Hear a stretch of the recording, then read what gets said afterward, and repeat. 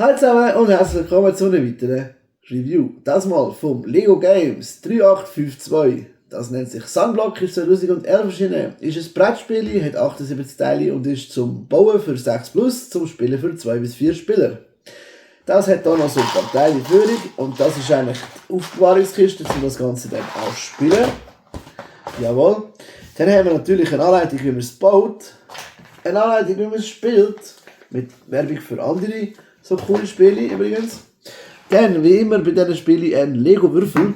Der würfelt gut, der ist leislich, weil der hat hier Gummi. Ausser du tust nicht genau.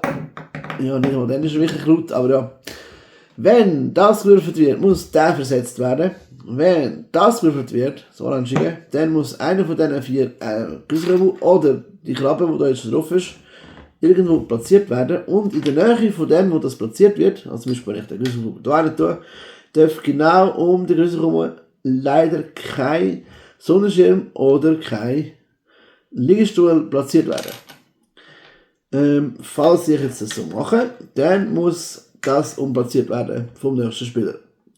Genau. Wenn ich das hier beim Krebs mache, dann sind die 4, die hier beim Krebs am nächsten sind, blockiert. Wenn du den blauen würfelst, kommt natürlich ein blauer Schirm drauf, ist ja klar. Wenn du rot würfelst, kommt ein roter Schirm drauf, ist ebenfalls klar. Wenn du gelb würfelst, kommt ein gelber Schirm drauf, das ist ja ebenfalls klar. Wenn du braun würfelst, dann kommt so ein Liegestuhl drauf, der darf auch im Wasser sein, ausser wenn da Krabben ist. Der darf in der Nähe von Liegestühlen sein, aber nicht in der Nähe von den Apfeleimer. Genau. Und wenn du irgendeine Farbe wieder würfelst und es hat keine mehr von dieser Farbe, dann musst du das umplatzieren.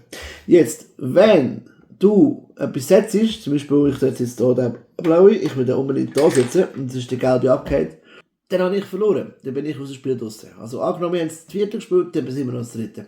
Wenn wir das 3. gespielt haben, sind wir noch das 2. Wenn wir das 2. gespielt haben, dann sind wir nur noch einer. Und wenn wir nur noch einer ist insgesamt, dann hat er gewonnen.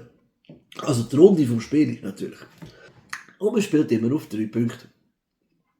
Genau, das wäre glaube ich alles. Ja, ich hoffe, euch hat das kurze Video gefallen. Wenn ja, bitte einen Daumen nach oben, einen Kommentar. Dann bis abonnieren, falls ihr noch nicht habt, damit ihr nichts verpasst. Und bleibt noch ein bisschen da, damit ihr herausfindet, was wir noch alles haben. So oder so, bis nächstes Mal. Ciao zusammen!